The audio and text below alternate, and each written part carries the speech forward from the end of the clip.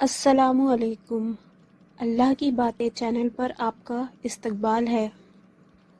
آج شریعت کی روشنی میں مفتی صاحب سے کچھ سوالات کے جوابات پوچھیں گے، تو چلیے پوچھتے ہیں اور ساتھ ساتھ آپ بھی سنیے۔ تو چلیے ویڈیو کو شروع کرتے ہیں۔ مفتی صاحب، میرا آپ سے سوال یہ ہے کہ ہم ناخن کتنے بڑھا سکتے ہیں؟ مجھے کسی نے بتایا کہ آپ ناخن جتنے چاہے مرضی بڑھا لو، لیکن وضو اور غسل کا پانی اس میں جانا چاہیے۔ تو آپ مجھے بتائیں، کیا یہ بات صحیح ہے؟ بسم اللہ الرحمن الرحیم۔ رسول اللہ صلی اللہ علیہ وسلم نے صحیح حدیث میں ناخنوں کو اور جو غیر ضروری بال ہیں ان کو کاٹنے کا حکم دیا ہے، اور یہ تغییر خلق اللہ بھی ہے۔ قرآن مجید میں اللہ تعالیٰ کا حکم ہے، اللہ تعالیٰ کا ارشاد ہے کہ شیطان نے قسم اٹھائی تھی اللہ کے سامنے کہ اے اللہ، کہ میں ان کو تیری تخلیق سے دور کر دوں گا، فَلَا يُغَيِّرُنَّ خَلْقَ اللَّهِ، یہ تیری بنائی ہوئی تخلیق کو تبدیل کریں گے۔ تو انسان کی جو اللہ نے نیچر بنائی ہے وہ ناخنوں کو کاٹنا اور غیر ضروری بالوں کو چھوٹا کرنا۔ رسول اللہ صلی اللہ علیہ وسلم نے ارشاد فرمایا 10 چیزیں پیغمبروں کی فطرت ہیں، پیغمبروں کی سنت ہیں، اور ایک حدیث میں یہ بھی آتا ہے کہ یہ خصال فطرت میں سے ہیں، یعنی نیچر میں سے ہیں۔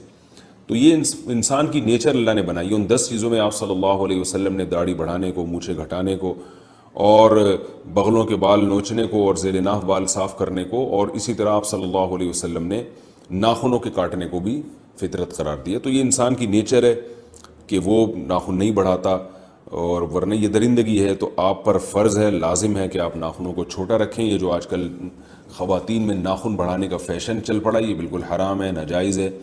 ہاں، اگر آپ کے ناخن بڑے ہیں تو ایک الگ گناہ ہے، اور اگر اس میں نیل پالش لگائی جا رہی ہے جس سے پانی ناخنوں میں نہیں جا رہا تو وہ الگ گناہ ہے۔ تو نیل پالش کے علاوہ کوئی اور کلر استعمال کیا جا سکتا ہے۔ اور غسل میں بھی بعض دفعہ فرق پڑ جاتا ہے، ناخن بڑے ہوتے ہیں اس میں میل جم جاتا ہے تو پھر غسل نہیں ہوگا۔ تو لیکن اگر کوئی ان تمام چیزوں کا خیال کرے، کوئی خاتون ناخن بڑے ہوئے ہوں پھر بھی وہ صفائی کا اہتمام کریں کہ تاکہ غسل بھی ہو سکے اور ان کے اندر میل بھی نہ جمع ہونے دیں، اور ایسی پالش بھی استعمال نہ کریں جو پانی سے رکاوٹ بنتی ہے، اس کے باوجود بھی ناخن بڑھانا ناجائز ہے، حرام ہے۔ تو ناخن چھوٹے ہی رکھنے پڑیں گے۔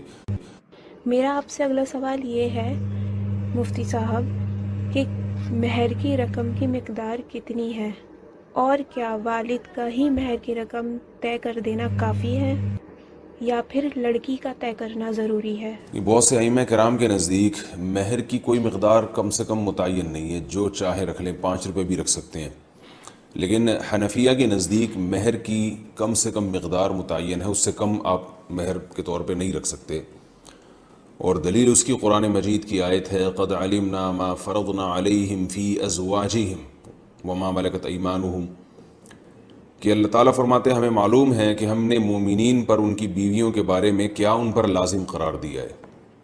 آگے ارشاد فرمائے لکی لا یکون علیک حرج، تاکہ اے نبی آپ پر حرج نہ ہو۔ یعنی اللہ تعالیٰ نے نبی کو تو آسانی دی ہے کہ وامرأۃ مؤمنۃ ان وہبت نفسہا لنبیہ، کہ کوئی بھی عورت بغیر مہر کے آپ صلی اللہ علیہ وسلم سے نکاح کرنا چاہے تو کر سکتی ہے، لیکن یہ عامۃ المومنین کے لیے اس کی اجازت نہیں ہے۔ جیسے یہ کوئی بھی 1 روپیہ اٹھا کے دے دے آج کسی کو، 2 روپے دے دے، تو یہ جو قرآن مجید کی آیت ہے ما فرضنا علیہم، کہ ہم نے جو کچھ ان پر فرض کیا ہے مہر کے معاملے میں ہمیں معلوم ہے، تو اس سے معلوم ہوتا ہے کچھ نہ کچھ مقدار بہرحال فرض ہے، لیکن قرآن و سنت نے اس کو واضح طور پر بیان نہیں کیا۔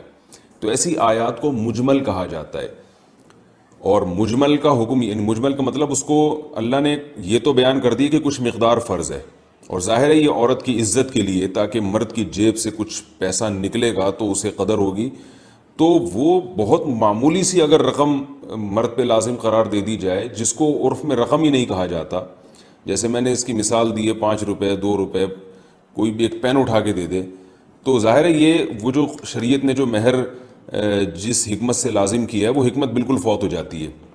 اور نبی صلی اللہ علیہ وسلم کا جو ایک امتیاز ہے کہ آپ صلی اللہ علیہ وسلم کو بلا مہر بھی نکاح کی اجازت ہے، وہ امتیاز بھی ختم ہو جاتا ہے۔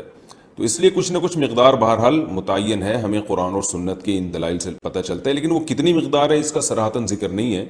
اور ایک اصول ہے کہ یعمل بالدلیل الضعیف عند انعدام ما فوقه من الدلیل، کہ جب ہمارے پاس کوئی مضبوط دلیل نہ ہو کسی چیز کو متعین کرنے کے لیے تو پھر ایسی صورت میں کمزور دلیل کا بھی سہارا لیا جا سکتا ہے. تو بعض روایات سے پتہ چلتا ہے کہ لا مہر لاقل من 10 دراہم، کہ 10 درہم سے کم میں مہر نہیں ہوتا، اگرچہ اس روایت کی سند پہ کلام ہے.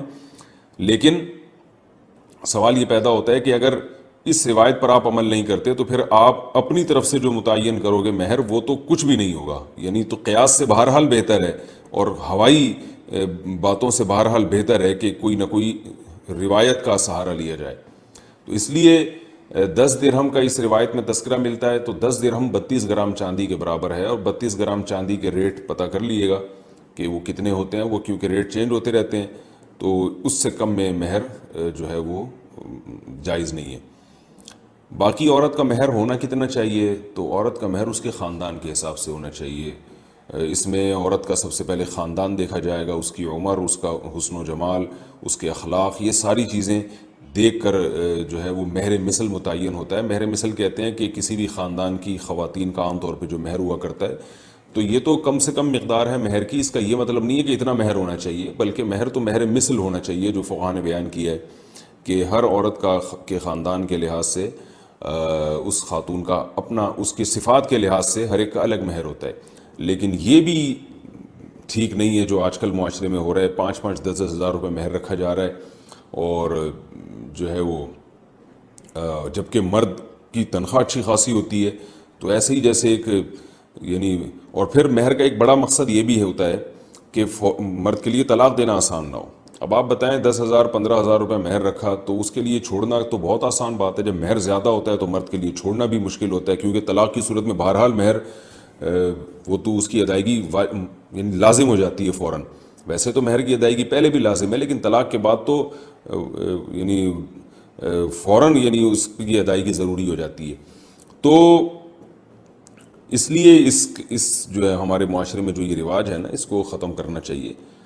باقی انہوں نے پوچھا ہے کہ والد کا مہر کی رقم طے کرنا کافی ہے یا لڑکی کا طے کرنا ضروری ہے؟ تو مہر کیونکہ عورت کا حق ہے تو اصل میں تو عورت ہی کی رضا دیکھی جائے گی، لیکن عام طور پر لڑکی کے جو والد ہیں وہ طے کر لیتے ہیں، اور بیٹیاں اس پہ خوش ہوتی ہیں کیونکہ والد پر اعتماد ہوتا ہے کہ انہوں نے ہمارے مفاد میں ہی سوچا ہوگا.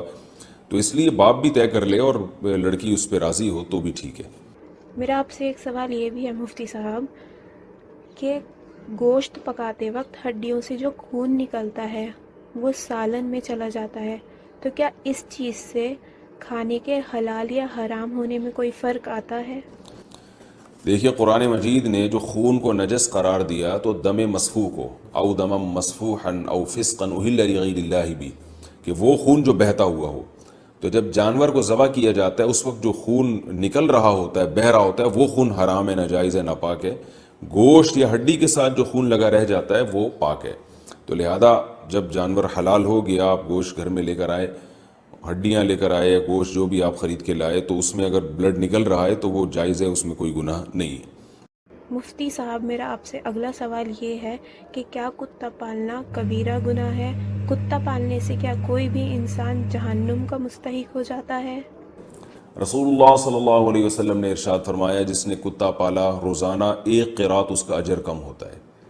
یعنی 1 قیرات پہاڑ کے برابر ہوتا ہے، اور بہت تیزی سے اس کی نیکیاں ختم ہو رہی ہوتی ہیں. البتہ ضرورت کے لیے نبی صلی اللہ علیہ وسلم نے کتا پالنے کی اجازت دی ہے. شکار کے لیے آپ پال سکتے ہیں یا گھر میں حفاظت کے لیے آپ پال سکتے ہیں، بلا وجہ کتا آپ نہیں پال سکتے. دینی باتیں لوگوں تک پہنچانا ثواب جاریہ ہے. آپ بھی ہماری ویڈیو کو شیئر کریں، لائک کریں اور سبسکرائب کریں. بیل آئیکن پریس کرنا نہ بھولیں. امید ہے آپ کو یہ ویڈیو پسند آئی ہوگی. اگلی ویڈیو میں پھر ملیں گے. جب تک کے لیے اللہ حافظ.